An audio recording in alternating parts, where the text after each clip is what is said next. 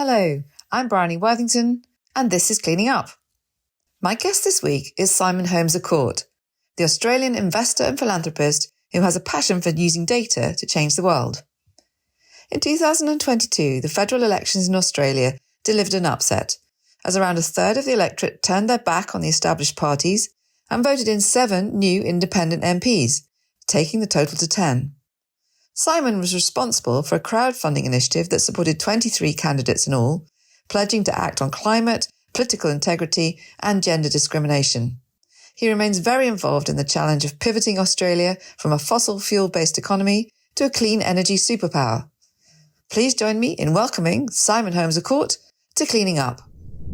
Before we get started, if you're enjoying Cleaning Up, please make sure that you like episodes, subscribe on YouTube or your favourite podcast platform, and leave a review. That really helps other people to find us. Please recommend Cleaning Up to your friends and colleagues, and sign up for our free newsletter at cleaninguppod.substack.com. That's cleaninguppod.substack.com. Cleaning Up is brought to you by the Liebreich Foundation, the Gilardini Foundation, and Ecopragma Capital. So Simon, welcome to Cleaning Up. It's a delight to be here with you in Melbourne. I'm just going to start by asking you to just tell us who you are and what you do in your own words. Well, firstly, thanks for having me on the show. It's great. I'm a long-time listener. And so where do I start? I'm an investor. Some call me an activist. I guess easy to put that label on something. I've worked for change a lot. I do a lot of advocacy in the decarbonisation space. Right.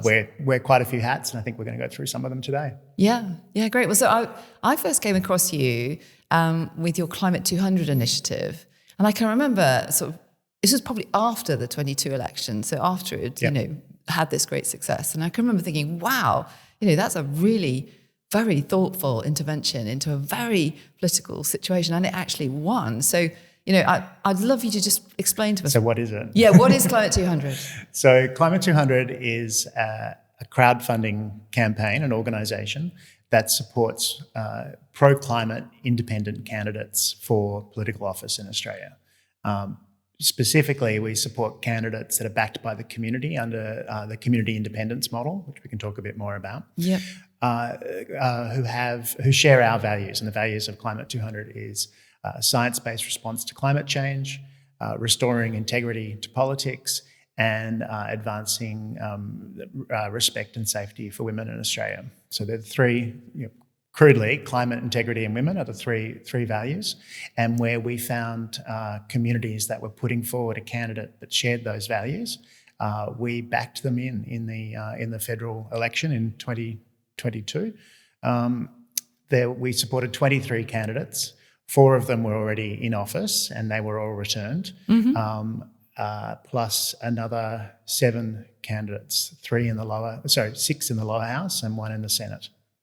And the name Climate 200, am I right in that initially the thought was we want to get 200 people to donate some money to help fund these political campaigns, but you exceeded that, Yeah, so it's quite common in the political space that there are the parties have one particular party has a lot of 200 clubs, and they're clubs that they set up generally in the wealthy electorates, and the aim is to find 200 people who will bankroll the campaign of the incumbent member in that seat. I had spent a fair bit of time working for change within the system. I had been a member of the fundraising club for my local member of parliament, who was on the political ascendancy. He, when I first met him, he was just a backbencher, but I watched him become a minister and then become the treasurer, and he was sort of on track. Many thought to become the next Liberal Prime Minister of the country. My interactions were generally around we had bipartisanship on renewable energy in Australia till about 2013 when it fractured. Obviously, well, for those who haven't been following Australian politics, maybe not that obvious, but their climate policy, there's been a lot of tension on that. But on renewables policy, it's been quite bipartisan. That started fracturing. And my representations to my local member were, your party's going in the wrong direction. History will catch up with it at some point. You've got an opportunity to be on the right side of history. And humoured me for a few years. I eventually wrote an op-ed that criticised the direction that the government at that stage was going in, and within 24 hours I'd been kicked out of the fundraising group. There are a few other episodes a bit like that, but I realised pretty quickly that change from within wasn't going to work. Right. And so I copied the structure they had of setting up a fundraising organisation, a 200 club. When I launched it for the we did a launch just online, just on Twitter in September of 2021, so sort of 8 months before the election. And I was wondering whether 200 was a good name for it, because what if we didn't get to 200? It'd be a bit embarrassing. Yeah. Well, we got to 210 on the first day. Yeah. And it was 11,200 by the time the election came round. Was much more successful than we thought. That's it would incredible. So it is actually climate 11,000, really. 11,200. Yeah, 11,200. And that raised, 13 million or so? Yeah, we raised about 13 million Australian dollars. Yeah. As I said, we supported 23 campaigns, but really focused our attention on the ones. Yeah, as we got close to the election, we were very data driven. A lot of polling, a lot of analytics research to work out which campaigns were moving. And the ones that we supported the most, was because they were the most viable, had the strongest community support behind them, and they came in to win. But the community model is really interesting. This started long before I got involved. Was one particular community, a regional community up in northern Victoria, not a very high socioeconomic group, but very strong social ties within that community. There was a prevailing sense that community had been neglected by, because it had been a safe seat for a very long time.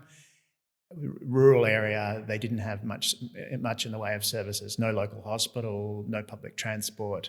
Education opportunities were greatly lacking. And a group came together in that community of some young people, some older folks, and the older folks were asking the young people, like, why are you all leaving this area? And they explained, there's just no opportunity here. And they decided that they were going to make the seat marginal, so turn it into a swing seat. And they selected a local amongst them to stand, and by the time the election day came around, there were 1,800 people all wearing orange, setting up. Originally it was called Voices for Indi was the group that spent a lot of time working out what the shared values of the community was, getting people to leave their politics at the door and finding what are our shared values, what are our shared aspirations, and build a policy platform around that. And then Team Orange, who ran the campaign, thought they could possibly make the seat marginal, but they won. They accidentally won, and their local member did a phenomenal job over 2 terms. She announced halfway through her second term that she was not going to recontest.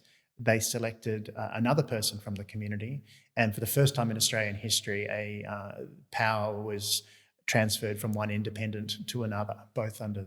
So now that community's had 4 terms in a row of their own candidate representing just the community. So no layers of.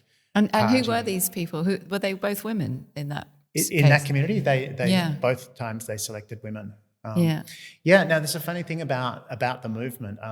As I've gone around, so Climate 200 we didn't start any campaigns. These campaigns started popping up, watching this Indi model. There was another community, a very high profile fight in the 2019 election. A former Prime Minister, Tony Abbott, who had been very destructive for climate policy in Australia, really the driving force behind the fracture of bipartisanship on renewable energy, and sits on the trade board with Michael. I think a lot of listeners will know who he is, and we maybe just we can go over that. Not go there. But so a community group using the same model as Indi ran a candidate against Tony Abbott and a very thumping win. Was that Zali Stegel? Zali Stegel, yeah. Who had, I mean, quite an unusual background herself, and because the common theme I've sort of seen through these successful candidates is they're often people who've had careers, who've had a big successful life outside of politics. Pretty much all. Yeah, is that one of the ingredients of success? Yeah, well, okay, so I guess it's how the community pre-selection process works. The party membership in Australia, maybe it's the same in other countries, but it's really atrophied. Very few people are members of parties, and the active people within the party that have ambitions for being pre-selected and then standing for election is a pretty small gene pool to draw from. These community groups, a very different model. They come together, they decide, they have the passion that they want local representation, and then they go out and find the best person they can. So in my community in Kooyong, the group took out an ad in the biggest Saturday paper of the weekend in Victoria, and a national newspaper on the same day saying, "Are you the next member of Kooyong?" A big ad early in the paper, huge splash, and they had a whole bunch of applicants. But so rather than the 2 or 3 ambitious people that have hung around the political party branches, it was a whole palette of people from the community who had never thought about politics before or couldn't see themselves in the party system, and they could see that there was this active community group behind them. Right. And one of the things you said that when you were selecting campaigns to back, you used data. And because one of the things you did was you did polling that rather than say, would you vote for an independent community member, you used examples of previous community members, didn't you, to test so that you were getting a sort of better response from saying, would you vote for someone like Zali, basically? Yes. So first thing we would say in trying to get the temperature of a community, we would generally only do this where we knew that there was a group active in the area, and we would, after consulting them, saying, you're okay with us doing this in the area, we'd run a poll where we would say, without any prompting, are you prepared to, if there was election tomorrow, who would you vote for? Party A, Party B, Party C, or an independent. And it would generally be pretty low. And then you would ask, low for the independent. And then you would ask again, if a candidate like Zali Stegel was running in your electorate, and Zali Stegel was an independent chosen by a community and now represents, we would explain that. And then you'd ask the question again, knowing what you now know about independents, how would you vote in the next election? And if there was a significant bump in that, then we knew that the community model had started resonating, or that the demographic was really alive to that. Yeah. So they would be campaigns we would get more deeply engaged with. Yeah, and you could also then introduce the themes of integrity and climate and women into that slight priming of the question, or not? we would also poll on what are the biggest issues in your area, and very much at the last election, they were red hot issues. Right. We were, whether we lucked out by just nailing it, or whether just the intervention in the campaign. I think that there is a bit of it is a bit two-way, where just by having another candidate in the race on those pushing those issues, the media focused on those issues and put pressure back on the other on the incumbents in those areas, and made those into election issues. It was very gratifying. Yeah, and I guess people, it's hard. Every parliament's got its own kind of character, and watching from a distance, you never really know. But I always got the feeling that in Australian politics was quite a brutal place. Almost, like the misogyny was almost visible. Yes. And there's that famous Julia Reynard, the Gillard speech. The Gillard speech, sorry, and where she just calls it out, and it felt. Was it a hostile environment for women? It's still. Yeah. I mean, it has been a very hostile environment. I've heard stories of women who have been in the building, staffers for 30 plus years, have stopped the independents and thanked them that they've changed the tone of the building. Still a fair way to go. Our question time is an absolute zoo. I think it is in the UK too as well. I think yours is worse, but it's similar. The independents, it's called the crossbench, as you know. So they're sitting a little bit back and in the middle between the two parties. And the parties joke and call that prefect's corner because they're keeping an eye on them. Yeah, there's 8-9 women who are sitting there, and they're actually they're all the kind of they're all accomplished, smart. They don't have 20 years of political baggage, or haven't compromised their values over long periods. And they call out bad behaviour often, but I'm told it has changed the tone in the building. Yeah, and thinking back towards this recipe for success. Well, firstly, I should probably ask you this question, which is: has there been any pushback about you've become quite synonymous with this group, with this Climate 200 effort, and the teal group, as they're referred to, because they've sort of adopted a common colour. But that's interesting. No one knew how to refer to these candidates when they started. Many of them came out of processes, out of groups or aligned with groups called the Voices of, which was. There's no central coordination. It's just a movement, and people would read about in the paper how Voices for Indi work, and they would implement their own version. There's a couple of books on it, and so people copied that model. So originally they were called the Voices of candidates, and then that didn't really work, especially when a lot of Voices of groups said, "Oh no, we just started the conversation, but this campaign's growing up independently of us." They were called unfairly Climate 200 candidates. So we did a lot of matching funding for the campaigns. We helped meet campaigns up with expertise that they were missing. If they didn't know how to do door knocking, we would introduce them to people who had long experience in door knocking, or how to man the voting booths on election day. So lots of training in sort of basic campaign technology. Or campaigning strategy, we would introduce them. But we didn't run any of the campaigns. We didn't start them. We didn't have anything to do with the pre-selection. So you were kind of ushering from behind, just supporting with training. But you, in a way, perhaps you've become...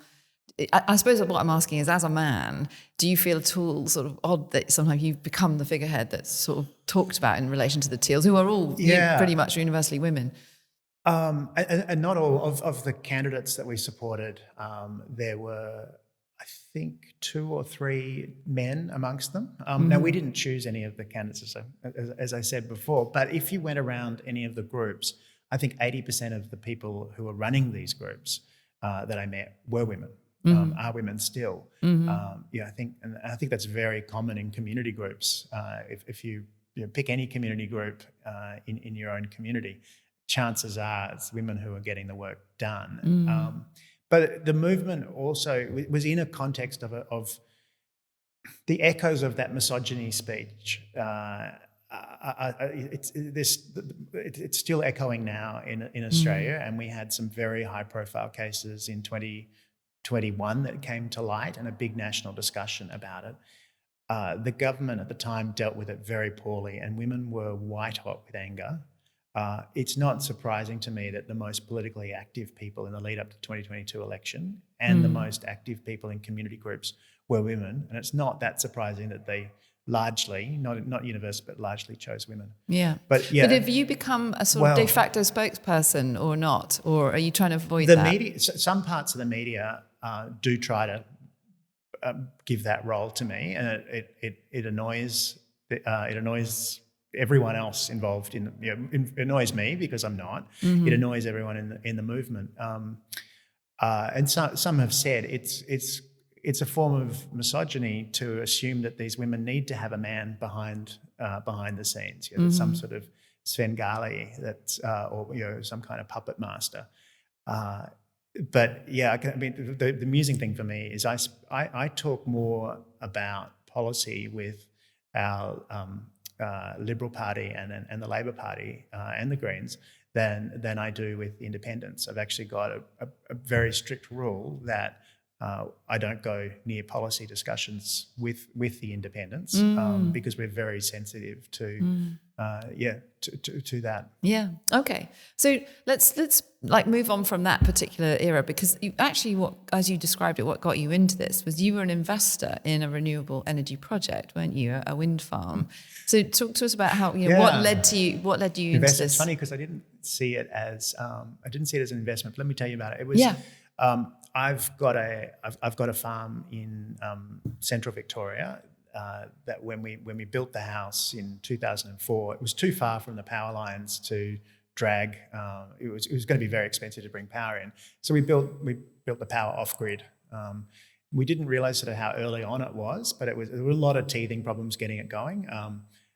Really enjoyed being off grid, but in the middle of winter, there's just not a lot of sun in this area, and I was looking for a small wind turbine to supplement. Our solar panels. I started asking around in town. Someone introduced me to a lovely but slightly eccentric Danish builder of straw bale homes in our community, and he told me, let's not muck around with these small wind turbines. Let's build large ones. Let's build a community wind farm. And what year was this roughly? It was 2006 when I first spoke to him. Okay. And he gradually got people in town enthused about building Australia's first community-owned wind farm. When we were talking about this, at that stage, most wind farms in Denmark were owned by either a community group, a guild, or local government or a farmer cooperative. And I think we had one in Cornwall, which was the Dellingbowl, which was the first one. I think that was community-owned as well. We read a lot of the literature on what was coming out of the UK, and there were some really interesting models. And he worked with a small wind farm developer. They got a permit largely through, and he held a town hall meeting for the community to decide, are we going to go ahead with this project or not? I was pretty captivated. I really wanted this project to succeed. So I went along to the meeting to give my big resounding yes, we should proceed. And I accidentally came out of that meeting as the chairman of the newly formed cooperative. Yeah. Right. Okay. So it was a cooperative. It was very important to the community that a cooperative is one person, one vote, not $1 or one share per vote. Brilliant. It was right from the beginning the benefit sharing to those around the wind farm and to the broader community, whether they were shareholders or not. That was very important. Yeah. And being the chair, it was a real baptism of fire for me. So there's the project development side of things around the sort of planning, permit, and the technical requirements for grid connection, the commercial arrangements for construction, the capital raising. Then there was the media and political side. It was at a contested time. There was a wind farm. I don't know if people remember, but there was a period. It was very strong in Australia, and we saw echoes in other countries where, for a while, there was this scare that wind farms were making people sick. Oh yeah, absolutely, yeah. And so we were right. It hasn't gone away, by the way. It's still, those tropes still come through. Right. It was a big thing in Australia. We had 4 or 5 Senate inquiries, and the National Health Medical Research Council put together a research program on it. It's very fringe now, but it was. We had senators talking about it often. And so we were building this project in that political context. So, it was a baptism of fire for me and a whole bunch of other volunteer directors. We were all volunteers. We eventually hired. Did it have any policy support at this point, or it was actually just we did get some state government support, but. And there is the renewable energy target. We were very naive. We thought it would take us about 6 weeks to raise the money. We put out our share offer in 2008. The global financial crisis cut in just 2 weeks after launching, and it took us more like 3 years to raise the money, or 2.5 years. Yeah. The costs went up dramatically. We thought bank would loan us most of the money, and institutional investors. We thought we'd need to raise just a couple of $1 million. We ended up needing to raise $10 million for the project, and very, very low debt. But we managed to get 2,000 people to come on as members of it.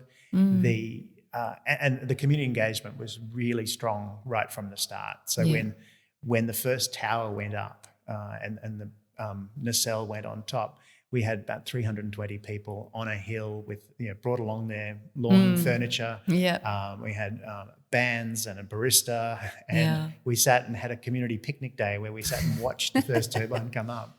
So it was it was a really great positive response at the same time as there were anti-renewables rallies happening on the other side of the country. So it was a real sort of the contrast between a community really embracing the change and other people fearing the change.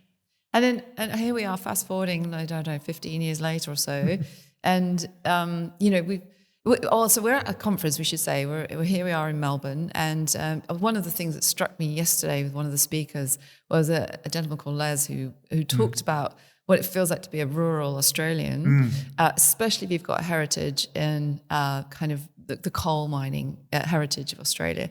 And for the longest time, it was kind of pitted as it was either you're pro-coal or anti-renewable. And he said something really smart, which I thought, he said, you've got to talk about this as a continuation of providing Australians with the power energy they need, right? Yes. Yeah. But what was also really struck me was that he hadn't benefited, his community hadn't really benefited from the coal mining economic boom because he still doesn't have internet access, the roads are poor, there's hospitals. Yes. So in a way, if we can marry up this next wave of investment with community benefits, that's going to be a far stronger, outcome for everyone. Where fossil, in a way, has sort of failed to deliver.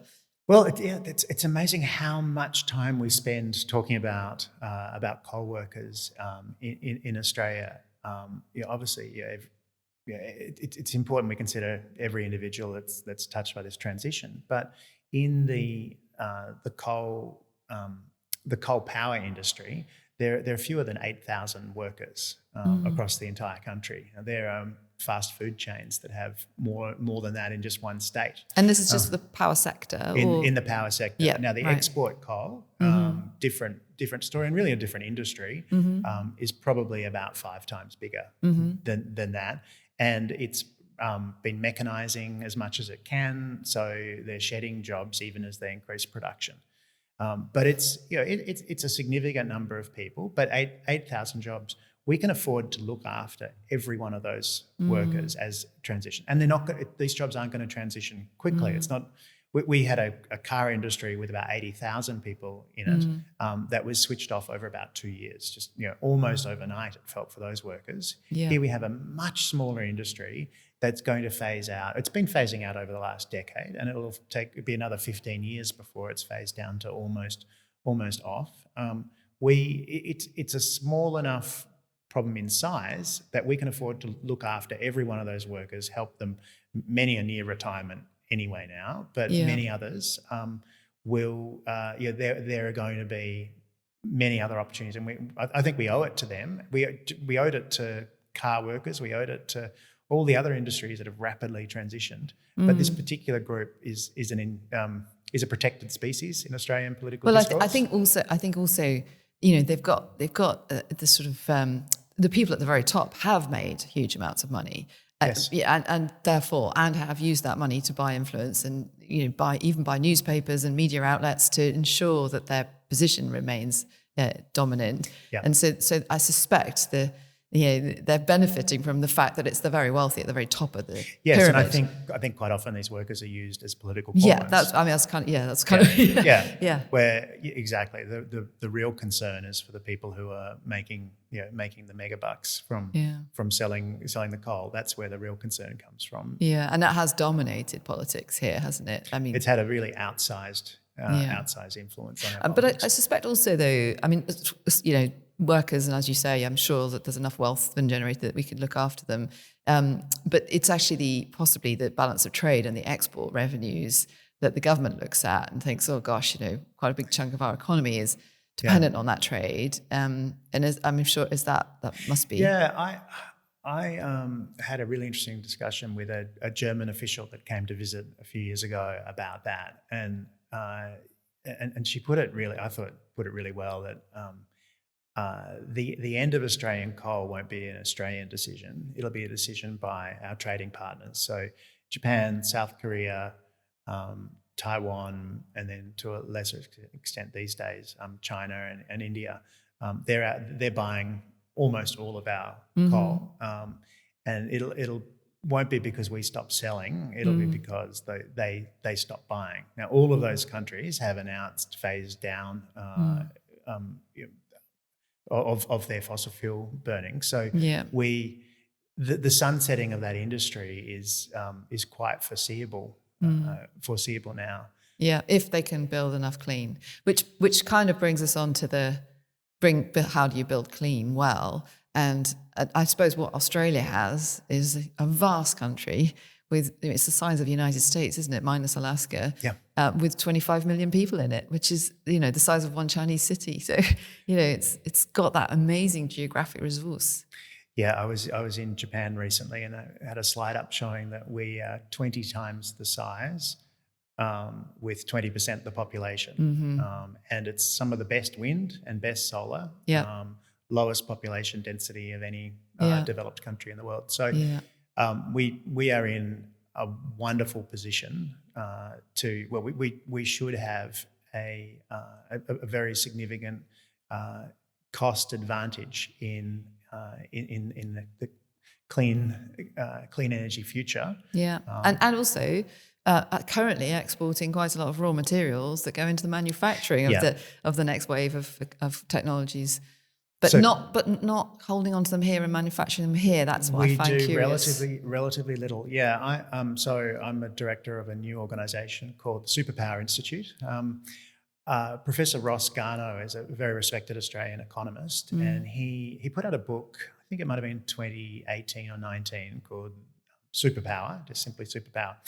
And the argument is that, he was commissioned to do a major review of Australia's, of what climate change meant for Australia economically in about 2006. I think he was first commissioned to do a review, and at that stage he identified that climate change was going to cost Australia a lot. We are at the front line of impacts. It's going to cost us a lot, but not acting would cost us more. He redid that work around about 2018 and came up with realization that the economics had shifted so much that it would be climate action would actually be a net benefit to Australia. That as the world decarbonises, the value of our mineral resources, talk about that in a second, and our clean energy resources would put Australia in the box seat to be a clean energy superpower. Yeah. And the Superpower Institute is a policy think tank doing the techno-economic and policy research to help policymakers, politicians to grab these superpower opportunities. And has that helped shape the recent policy document that came out called Made in Australia? The kind of government's... Yeah, I think we've certainly been influential. There's still a lot of debate about what Australia, a future Made in Australia policy will be. There's quite a spectrum. At one end, there's should we be making EVs and solar panels? At the other end, should we be doing more with our raw materials? I'd say the Superpower Institute is focusing at the areas where we have a definite advantage. So just for listeners who don't know, half of the lithium in the world is coming from Australia. If you think of every EV running around and every grid scale battery, half of that lithium is coming from Australia, but the vast majority is sent as a lightly processed concentrate off to China. The same with a very significant amount of, we have huge rare earth resources in Australia, very large percentage of the world's iron ore, significant reserves of bauxite, which are used.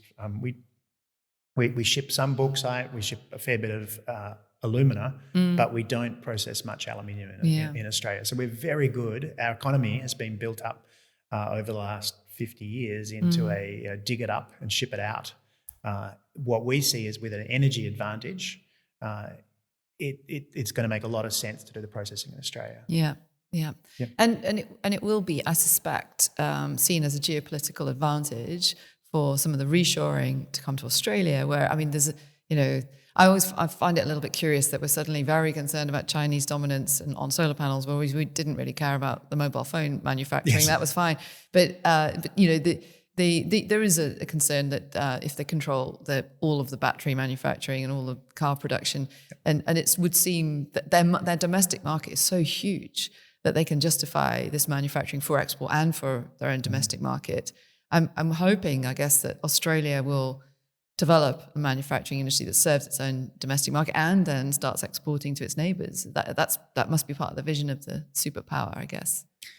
Yeah, absolutely. With the vast tracts of land and obviously, we're a lot more sensitive these days to. We no longer think of them as being no, they're not uninhabited empty. Or empty. Just 20 years ago, people would say the whole inside of Australia is empty. We now have a much better understanding of or relationship to the land and to the traditional owners of the land. So there are a lot of there's a very large scale development it hasn't broken ground yet, but the Asian Renewable Energy Hub, for example, is a 26 gigawatt wind and solar farm off grid. If built, and I believe BP has a major stake in the project and is actively working on bringing it to development. But 26 gigawatts would in a single project would make it the largest energy generator by capacity in the world, bigger than Three Gorges Dam. Yeah. And its job would be is to build, is to produce green hydrogen for a steel industry up in the northwest of Western Australia. So, but off grid, which is really interesting. I think there are about 6 of these large off-grid, large-scale projects that have been that are in early stage development in Australia. Yeah. Massive. Well, we're regular listeners to the podcast will know that we have lots of fun debates about hydrogen and its future. But there was a really interesting thing that played out in Australia, I thought, where you had 2 very successful businessmen in Andrew Forrest and Mike Cannon-Brookes, both co-investing into a project, which was had a cabling, the Sun Cable project and, up to and Singapore. Then falling out a little bit about whether it should be shipped in the form of a fuel or electrons. And where's that landed now? My understanding is that the disagreement. I think Twiggy Forrest wanted the power line to go west to the iron ore fields, and Mike Cannon-Brookes wanted to stick to the original vision, which is a cable. It's a 4,000 kilometre cable all the way to Singapore, and that was what the falling out was over. They forced it into administration, and Mike Cannon-Brookes has now got complete control over the project and is still pursuing the plan to take the power to Singapore. Yeah. Which is, and I can see why Singapore might be happy to pay a slightly elevated price because they're so land constrained but it's 4,000 kilometres, quite a long way. And it's a shame because actually, probably Indonesia needs the power more, or at least, but maybe not actually, because they've got a lot of excess capacity on their grid. But it did seem a long way to go in one big cable. It is a very ambitious project, but that's part of Mike Cannon-Brookes's philosophy. I think if he first shot to sort of energy fame when he challenged Elon Musk for the 100 megawatt battery in South Australia. At that stage, it was an impossibly large battery, where he bet Elon was 100 megawatts in 100 days, or it's free. And Tesla did deliver on that promise. It was 100 days from grid connection, I think, to operation, and they made it by a few days. So part of his strategy then is to take high-profile cases to give it a kind of feeling of innovation and boldness. Well, lighthouse projects. I don't know if it's the same elsewhere, but certainly in Australia, if we can't see it, it's very hard for people to get behind it. You get the early adopters or the visionary or the futurists can imagine a large-scale. In fact, there's I found that with that large battery in South Australia, there was a morning in March of 2017 where our energy market operator put out a report on grid storage, and in it they said batteries are great, but they max out at 1 megawatt. That's the maximum. It was that evening that the bet was made for 100 megawatts. So we actually increased the horizon of what was possible by 2 orders of magnitude on the same day. And in quite a visible way. So, got a debate going. Some call that lighthouse projects. And the same in Australia, it's most politicians would tell you that green steel is impossible, even though there are pilot plants elsewhere and people are investing billions elsewhere. We won't believe it in Australia till someone produces an ingot of green steel. We need to see it. Perfectly reasonable. And one of the things I did see coming out of one of your universities, which I found fascinating, was a very small, scaled-down version of ammonia production almost to a community farm scale. I think this came out of one of your universities, where it was literally taking solar power, water, and air, and manufacturing ammonia at the scale of a farm. So you're sort of cutting out all of that mass, scale production. And I did just think, well, if Australia can crack that, that's a huge leap forward in terms. But first, as you say, someone's got to build it, and then. Yeah, well, we're quite good at innovation, but we're very poor at holding on to the IP and to monetizing it. Yeah. We've got a long history of the basic technology behind modern solar panels was largely developed in Australia. We don't earn any royalties from that. We don't think anyone does anymore, but probably not. Yeah. And there's most Australians can give you a list of a whole lot of inventions where we played a major part in it, but we didn't hold on to the IP or not the way that say the Danish have with wind energy. So I think we're almost out of time, I think, but let's just cast our mind forward then, because we've got another election coming. Albanese government probably has another year to run, maybe. Well, they have to have the election has to be no later than May of 2025. Right. It could be as early as this August, but no one thinks they'd go that early. So March, April, and May next year is the most likely scenario. Yeah. Now we're in a fascinating situation in Australia where the coalition, being the Conservative side, they've been in power for 3/4 of the years between now, since World War II. Now, Labor has a 2-seat majority, so only you lose 2 seats there. They have to form some kind of coalition. But our coalition government is 20 seats behind. It's very difficult to see them catching up those 20 seats. Now, a week is a long time in politics. Yes, a year is a very long time. A year is a very long time, so who knows what will happen. But if the election were held soon, it's inconceivable under current paradigms that the coalition can make up those 20 seats in such a short time. But it's also difficult to imagine Labor holding on to all of the seats that they did last time. So there's a high likelihood that the next parliament in Australia will be a minority government. We've had a few minority governments before. They've the major parties are always saying there'll be chaos and dysfunction with these hung parliaments. But if any reasonable analysis of both of the minority governments we've had in the last decade, they've functioned perfectly well. And for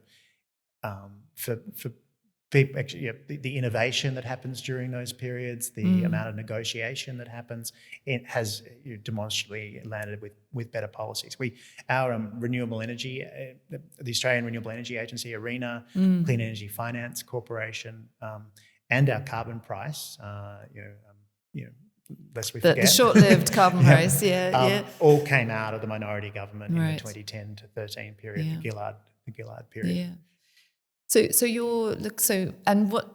will you do climate 20,000 into 20? we did joke 20,000 would be wonderful if we could get to that, but we are talking to communities at the early stage now. So obviously we would like all the independents that were elected last time to be re-elected. They now have big offices and They've built large volunteer networks. They probably don't need a lot of help from us, but there are there's so far I know of about 15 communities where people are meeting regularly to say, let's do this thing. They now have a lighthouse in Parliament. Before Cathy McGowan. What's a lighthouse? So it's in that Tesla project in South Australia, Big Battery, was a lighthouse. I see. I think Sun Cable is a lighthouse project. Once we can start doing 4,000 kilometre subsea cables, we'll start thinking our horizons will open. So you just mean there's now a visible thing that people can... Yes. Yeah. So now people can see, we could actually have our own member of parliament. And especially if you're heading into minority government, you've got a choice between voting for someone who'll be a backbencher on one side or a backbencher on the other. Or you could put your own representative forward who's going to be in the thick of it in the next parliamentary term. So we're wanting to galvanise those who helped us last time. Hopefully more people who now have the example and really give a whole lot of other communities a good crack. Do you just to play devil's advocate for a second? They would never be able to be ministers, though, would they? Probably not. And I think that's there is an example at the state level in South Australia of a minority government needing one MP, and they gave a ministry to that MP. I'm told that that there are all sorts of practical issues with that, but one of the ways I see it is that if someone's entered Parliament and they are dead set on becoming the Prime Minister, which I think too many of them are, or at least a minister, every day they're working for their ambition, they're working for their faction, for their party, for their donors. And if there's any energy at the left for them at the end of the day, it might go to constituents, maybe. Whereas the independent, there's nothing between them and the constituents. They live and die by delivering what they said they're going to do, by holding true on the values. They're not there to compromise until they become compromised. They're there to represent the wishes of the community. And so being freed up from that aspiration for the top job and that factional journey that people have to go on if they want that job. I can see how that works as a disruptive force and keeping everyone honest. But I suppose somebody somewhere's got to make ministerial level decisions and create budgets, and that does require you to have a cabinet of people who are irresponsible. And, so I don't. People often say, we couldn't have 151 independents running the country. Look, I don't know what happens. I think long before we get to more than 10 or 15% independence, we'll have to work out some ways that. Well, one thing that could come out of this, presumably, is that the parties, the more traditional parties, start to think about how they recruit better candidates. That was a big part of my initial rationale for this. Is the Liberal Party is constantly being pushed further and further to the right by the media, certain parts of the media and certain pressure groups. Nothing was pushing the Liberal Party towards the centre where voters are. My hope with this, our support of this movement is that the coalition would see that they had ceded the centre, and they would come rushing back to reclaim the centre. And there's been some evidence of that, right? Because we have seen in certain urban seats where it's been actually the opposition. So Labour's in power, yes, and it's been the opposition parties who've been pushing harder on progressive issues.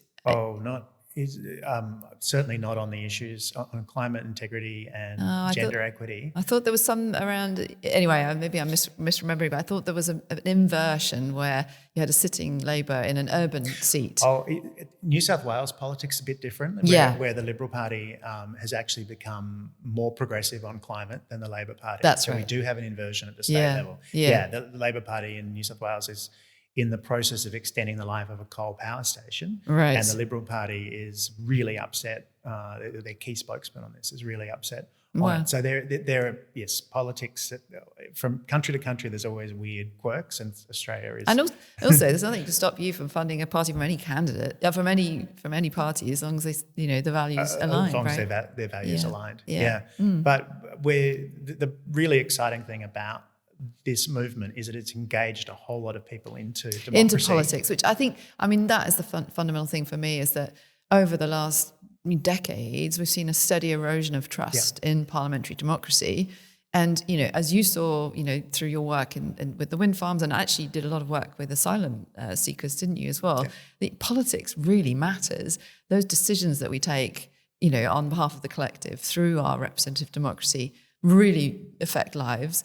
And if we disengage or we cease to trust in it, what are we left with? Really nothing. Well, one thing I love about this movement, I think before, 5 years ago, if I said to someone, hey, let's go to a political event, none of my friends would agree to go. It's just only strange people got involved in. Someone told me early on, it's the ambitious, the lonely, and the strange make up most people in party politics. It didn't used to be like that. It really didn't. No, it didn't. No. But in Australia, it's a very particular kind of person that has ended up in politics. And for most of us, most normal people, politics is something done by other people. And this movement has, on election day in my electorate, the candidate Monique Ryan had 2,000 volunteers out there, just absolutely blank. It felt like every second front lawn in the electorate had her sign on the So totally engaged, and actually that's the thing. It's quite adrenaline filled, and there are victories, there are celebrations. Yeah, putting some fun. Exactly. In politics. Yeah. And also, sorry, you have a family foundation, which I love the name of it because it's the Trim Trab Foundation. Trim Tab, yeah. Can you just quickly tell us what that is? So the name comes from Buckminster Fuller, who would have been a household name for anyone who was alive in the middle of the 20th century. He talked about himself as a trim tab. And at that stage, the Queen Mary was the largest cruise ship in the world. I think it was about a quarter of a mile long. And at the very end of the ship, there's a 12-foot long rudder. And when it's going full bore through full steam ahead, the wall of water on either side of that rudder makes it almost impossible to turn the rudder. But right at the very end, there's a little trim tab, just a little flap, might only be 4 inches long. Easy to move that 4 inches, and when you do, it creates eddies at low pressure on one side and high on the other, which makes it very easy to turn the rudder. So just the right amount of pressure at the right time helps in the right place. In the right place. Yeah. Helps move the thing that can move the ship around. Might take 2 hours to turn 180 degrees. Yeah. But it all started with one little intervention. Yeah. And Buckminster Fuller tried to be a trim tab, put himself where the smallest amount of effort could make the biggest amount of action. Might take a time. Well. And his tombstone is very plain. It just says on it, "Call me trim tab." Well, so you're a trim tab, and then your foundation. But I try to encourage all of us to be. Yeah, exactly. But I think that's the wonderful thing that I think what you achieved really gives people hope is that actually there are points of leverage in the system, and they are certainly democracy is about individuals making their voices heard and getting the right people there to represent them, and then that's a highly leveraged point. An election is always highly leveraged, because all the decisions that follow from the next 4 years are decided by that. It's the biggest impact we can have. We're at a philanthropy conference where everyone's trying to work out what's the biggest impact they can have. Yeah. Well, now there are 11 people in Parliament who are working every day for climate integrity and gender equity issues. It's incredibly impactful intervention, and not just by me, but there are 11,200 trim tabs who help make it happen. Well, that's amazing. Well, thank you, Simon. I think we'll end it there, and we could go on for many more Thanks, hours. Bridie. But thank you. Thanks a lot. So that was Simon Holmes a Court. In this big year of politics, it was great to have the opportunity to find out more about the Climate 2000 initiative and the group of community independent MPs who are reshaping Australian politics. The 2022 elections highlighted the importance of engaging in representative democracy to make sure it works for everyone, and of finding the trim tabs that can help move mountains. As usual, we'll put relevant links in the show notes, including to the Superpower Institute Simon is also involved in. My thanks are due to the Australian Environmental Grantmakers Network and Boundless Earth for inviting me to Melbourne, and to Amanda Martin, Heidi Taylor and Zach Sapon for making this episode possible. And finally, thanks to you for listening. That was Cleaning Up. If you've enjoyed today's episode, please make sure that you like, subscribe, and leave a review. Follow us on Twitter, LinkedIn, Facebook, or Instagram, and sign up for the Cleaning Up newsletter at cleaninguppod.substack.com. Cleaning Up is brought to you by the Liebreich Foundation, the Gilardini Foundation, and Ecopragma Capital. Thank you for listening, and we'll be back with another episode next week.